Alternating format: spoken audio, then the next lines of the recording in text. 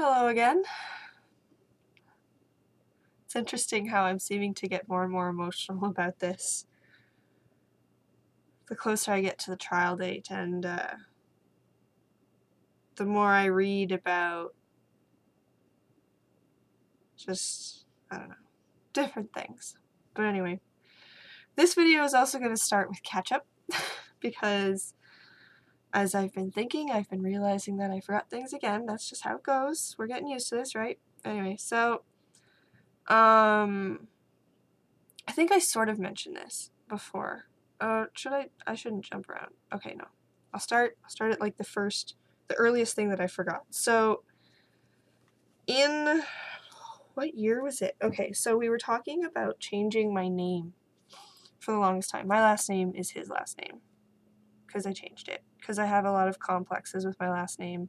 Because when I was born, my mom didn't give me my proper last name. She named me after my stepfather. Because, I mean, she could have named me Joe Blow if she really wanted to. It doesn't matter what my parents' names are legally. It just matters what she writes on the certificate.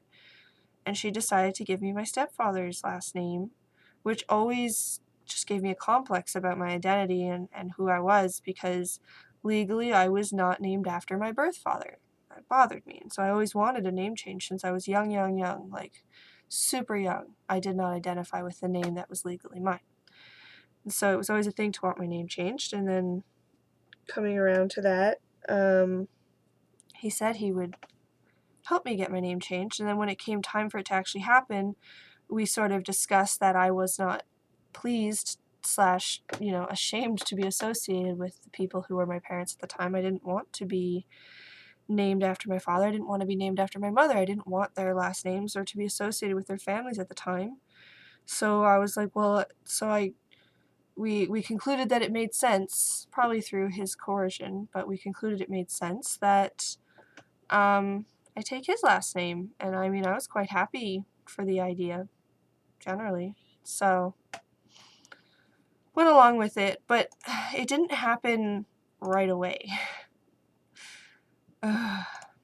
This in general makes me really uncomfortable to discuss. But there was just all kinds of discussion about how exactly the name change could happen. We could just go to a judge and get it done, and then get it annulled the next day saying that we didn't consummate it, which would have been a lie, but anyway. Or, we could actually go to, like, Niagara Falls, or we could, like, it started off as just, like, oh, we'll just go get, like, a real quick, legal marriage, because it's the easiest way to get your name legally changed, and then we'll annul it, you can keep the name, no big deal. But, I mean, we also discussed legal name changes and, like, doing it that way, which is what eventually happened. My God. But he was talking about marriage for a while, and yeah, so it started off as just a name change, but then he just, like, let it mull around his head for a bit, and then he's like, well, no, like, we could actually get married. We could, like, go to Niagara Falls and have a little ceremony and, like, have a little anniversary or honeymoon or whatever, and, like, it could be a real thing, and we just don't have to tell anyone. Or he also was like, or, like, later on it developed to him being like, well, no, screw it, we can just move somewhere else and we can just be a married couple and fuck what other people think, because, this is a modern thing now. Look at Donald Trump. Oh my God, and all the fucking heyday that he is these days. But, like, he actually said that. He's like, look at Donald Trump. He's dating girls less than half his age, so, like, it's a thing of today, whatever. We'll just move to a different place and tell people you're my wife. And so he really got into the mindset of it and the ideas, and I was just terrified. I didn't know what to do because I didn't feel in the position to argue anything. I didn't feel like I had a say in anything, but I didn't want to marry this person. Like, that's legal. That's all my life. Yeah. So it got to the point, and this was around my graduation, because we wanted my name to be changed to be legally his last name for my graduation certificate. So it was right around when I was 17. And over that summer, or I feel like it was over the summer before grade 12, but I'm not sure. There was this time where we were out with the motorhome driving around and pulled over and were smoking a joint and outside because we didn't want to smell up the place. We never smoked inside. And he just got down on one knee and asked me to marry him. And I'm just sitting there so bewildered, so confused, not feeling able to like have my own word or like say what I actually think or feel. So, you know, I said yes. It was so weird. And shortly after this, he actually brought me to a wedding dress store right across from my high school and had me trying on wedding dresses. And there's all kinds of other girls there staring at me and stuff as he was like tending to me, pretending to be the father of the bride, but the whole time thinking to himself that he's the fucking groom. And ended up like picking a dress that was like on sale and like putting a deposit down for it. Thank the heavens we never went back. So like that deposit was just lost and the dress went to someone else who deserved it. But yeah, so I've been wedding dress shopping and I've been proposed to, just in the most wrong situations you could possibly have that happen to you. Yeah, so that happened too. But thankfully, like, I don't know, the idea just kind of slowly dwindled in his mind and he just went with a legal name change instead. I'm not sure exactly why it dwindled. I'm just grateful.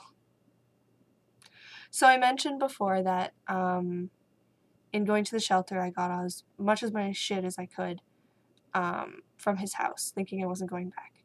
So when we started talking again and I thought like he was going to be supportive of me and, you know, be father and all that stuff, he convinced and manipulated me to give a bunch of stuff back to him for safekeeping.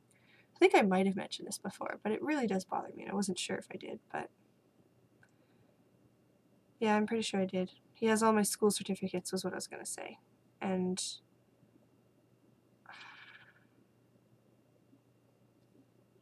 all I know now is that the last thing I saw was bags and bags of shredded paper in his house, so I don't know.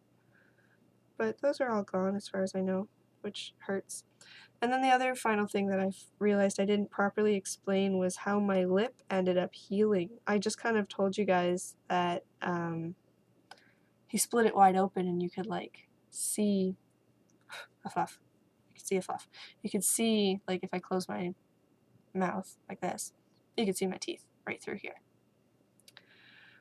So I went to the hospital, like I said, but the doctors were busy that night, so they weren't able to help me. So I basically just had this big ass bump and gap in my lip. Right. He ended up, you know, I went to walk down to Jackson's, used his computer, walked to the university, used the computer, walked back to another area where I met up with him. He picked me up. I went home. He left. I ran away. He came and picked me up. So at that point, I was then with him for at least a few more weeks before I tried running away again. And that night there was a fight again, and he broke my lip open much more. I think this might have been the time that I had the ice on it, and he broke it open even more after that. But this was the point where it was broken so bad. Like, at first it was just a really bad rip sort of thing, but this was the point where it was like a straight down, like, as the whole fucking lip was wide open. And he claimed that he did that, so it was deliberate, it was methodical, because it had started to heal and he wanted to open it back up so that we could close it properly and make sure it healed properly. So for the next week, it was about a week and a half, I lived generally day and night with a piece of medical tape holding my lip like this. Like, quite literally, it was just like wrapped like this, like, you know, kind of thing, and it was holding my lip off to the side like this. Very specifically like this. Very specifically like this. And so, like, eating, drinking, I had a fucking hole in my lip the whole time. It was bullshit. I did not appreciate having to eat and drink with my lip like that. But that is why, you know, it's just a puff, like, because the swelling never perfectly went down. But that's why my lip is a whole lip and there isn't, like, a huge fucking gap there. It's because he sort of fixed it. Sort of. But anyway. So, continuing on with reciting the report that I made before to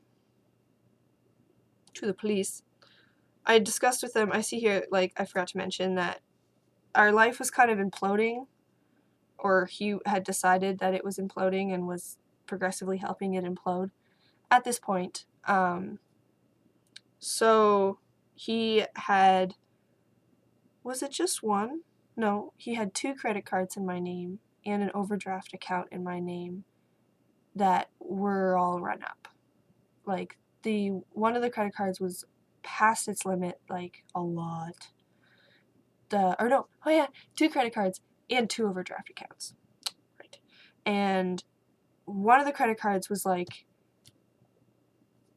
within $50 of its limit, and everything else was hundreds of dollars past their limits. So, like, very devastatingly awful credit position.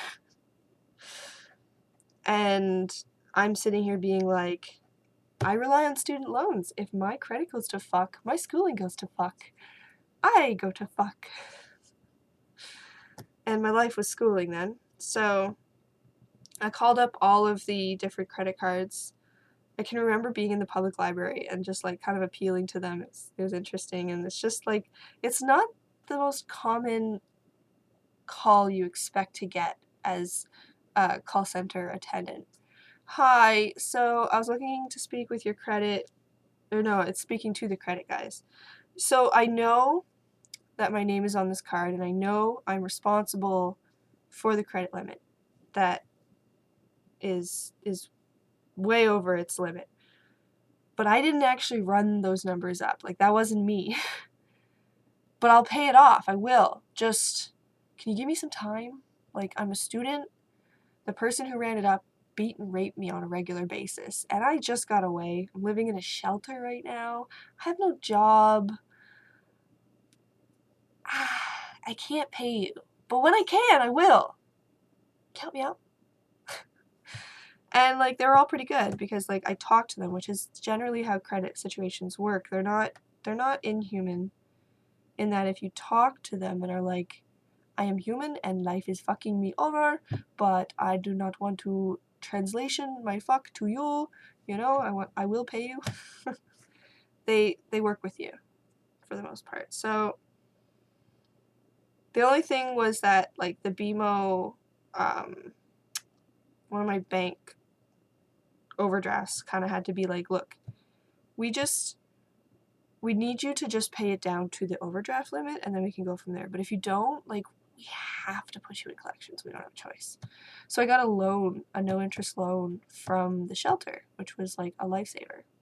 And because of that, over time, I gradually paid down stuff. But it's funny because I got this big ass check from assistants to help me move out into my new space and to get furniture and stuff. That program doesn't exist anymore because they're assholes, but thank God it did when I first got out. And I had this big ass check and I couldn't cash it anywhere because both my accounts were to fuck overdrafted like crazy. And the moment I put that check in, every penny disappears, as does the overdraft, because they don't trust me anymore. And I'm screwed for my rent and for my food and etc. So I ended up having to go to one of the banks and just kind of sit down in, like, one of the rooms with the banker and be like, so this is my situation. I am financially screwed right now. This is all the money I have. I know you want it all. I understand that you want it all. I know why. It makes sense. But if you take it all, you're fucking me. Really hard. And I just spent 6 years being fucked over. Can we, like, take a break from that? So the lady was actually really cool. It was interesting because she's like, well, we need this much. And I'm like, well, I just need enough for rent, so okay. And then she's like, but if we take that much, you won't have enough to eat. Like, and I was like, food banks? Like, what am I supposed to do? And she's just like, okay, we'll only take this much. And she like basically left me a reasonable amount.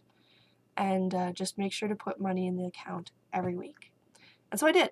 I put $10 in that account or more, $10 or more every single week for I don't know how long. And I paid it off. I paid off the whole fucking thing and then I closed it. Same with the credit card. Actually, I think I kept it around for a bit, but I did pay it off. And I've since closed it. So, yay me and credit. But yeah, I came out of the situation really fucked in that sense. But people were understanding, so it helped. I ended up finding another call center job at the university, fresh out, and I think as I mentioned, I started dating my best friend because I was just kind of emotionally desperate, and he was available and very loving and supportive, so, you know, went in that direction. And started trying to develop this father-daughter relationship with my adoptive father. And he seemed supportive, and like he was never physically abusive to me again, never touched me. But he was very emotionally abusive and like really messed with my head. And in a sense, really, I know he didn't think he was, I know he didn't mean to, but he treated me like his ex-girlfriend almost all the time. And it was just very frustrating and hard on me. And he was like really jealous of any guy that I might have mentioned being around, very jealous of Chris. Very jealous of me going out to the bars, partying and stuff, and him like not being able to come along. Jealous that I didn't like invite him to my birthday celebration to go to the bar, and it's just like, you're 50 what? Like 7, 8? No, at the time he would have been 55, but still, like, who invites their father to the bar to go dancing? I guess maybe some people do. But I just wasn't in that mode, especially with the whole, you know, rape history. I was trying for the father-daughter thing. That should have been good enough. So he was just none too pleased at me trying to have some kind of boundaries. Was not happy about that, and was really hard on my head, and really starting to convince me that I was crazy, like that I was just a bad person, that I just hurt people, and just blamed me for every single conflict that we had. It's funny, there was a point where he just spun me right up, and then I think he hung up on me was what happened, and so I was just so that I ended up whipping my phone against the wall and breaking it. That ended up being a great story. I got my phone back eventually, but it was a bunch of heyday bullshit. So in believing that I was genuinely crazy and needed help, I made an appointment, and I went to see a psychologist at my university. And I talked to him for like an hour, and then he was like, okay, well, I think you have PTSD. Go start receiving regular counseling in the facilities here and come back to me in a month. And I think he also said something about that he was going to sign me up for a PTSD group therapy in Vic Hospital. So I went and started getting regular counseling for a bit, went back to see him, and he did not remember me at all. And I was just like, fuck this shit. Like, if you're not going to remember me, why am I coming back here? So I never went back to him again. But I also didn't believe the whole, like, that he put me in a program thing. But he called up right there in front of me and was like, is she in it? Yeah, okay. It was just a really long waiting list. So, like, I honestly didn't believe it existed until I finally got the call where they're like, oh, the programs are ready. Like, do you want to do it? But anyway. So I started getting therapy for a bit. But then I found out that the counselor was a master's student. And then I was like, whoa, I don't want to be anybody's PhD project. And I just stopped going for a bit. But then I started going again, and I'm really grateful for the new person I got, because she ended up being connected to that's what happened.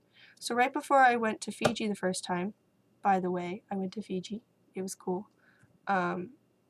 A volunteer group, or like one of those kind of half scammer groups, came to my school and was like, volunteer vacation, and I would have been all for like all volunteer, but I was like, I can go help people, so this is the way to do it. It was so expensive, but anyways, OSAP, fundraising, yeah. Getting off track. Right before I went to Fiji, which was in May, a week after school ended,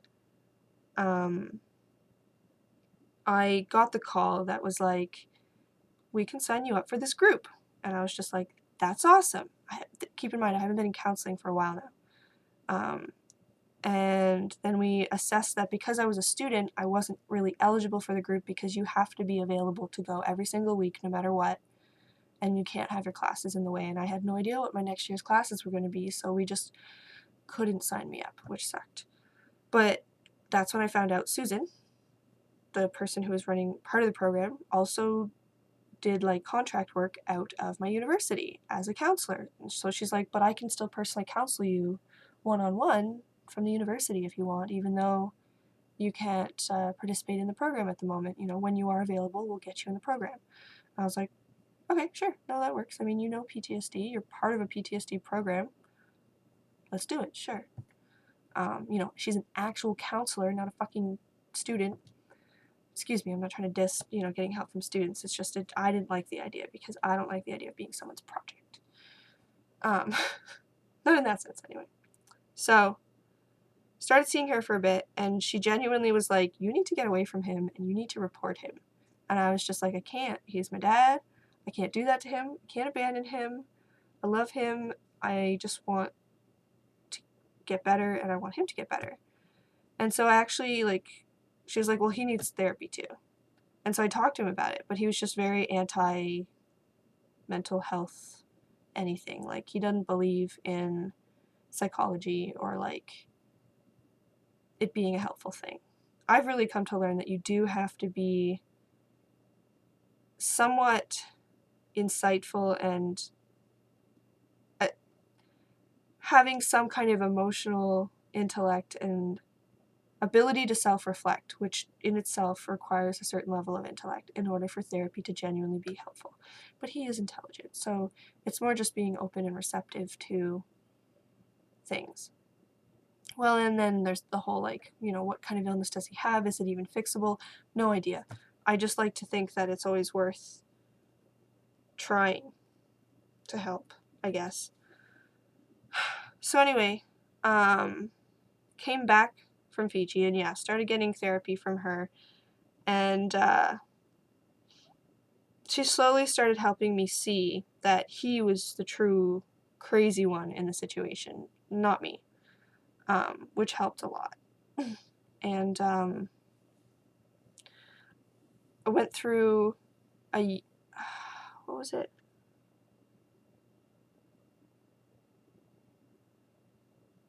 Would have been like a year, roughly a year and a half of therapy with her before I finally started drifting away from my adoptive father, like significantly. And I sort of already gave details about the reporting and arresting of him, but I'll give a little bit more detail about like the whole event around it in the next video, because this one has gotten long again. So I guess there's way more videos than I thought. But anyway, yes. Until next time.